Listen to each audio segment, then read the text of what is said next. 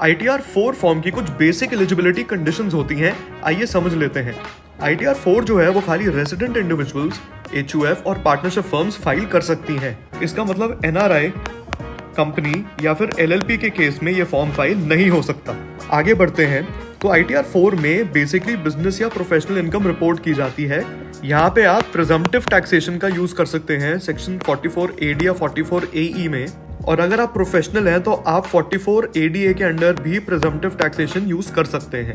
Financial year 24-25 में एक नया फीचर ऐड हुआ है long term capital gains under section 112A का, जो इक्विटी से डील करता है। तो अगर आपके long term capital gains 1.25 lakh तक हैं तो आपके equity long term capital gains exempt हो जाते हैं।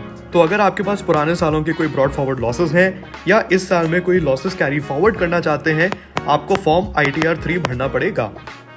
एक कंडीशन और है कि यहाँ पर भी खाली एक हाउस प्रॉपर्टी का रेंटल डिक्लेयर हो सकता है। तो अगर आपकी 2 या 2 से ज्यादा प्रॉपर्टीज हैं, आप ITR 4 फॉर्म फाइल नहीं कर सकते। आपको उस केस में भी ITR 3 भरना पड़ेगा। एक एडिशनल कंडीशन और है कि अगर आपके पास बिजनेस इनकम है और साथ ही साथ आपके पास सैलरी भी है, तो आप यहाँ से सैलरी भी रिपोर्ट कर सकते हैं।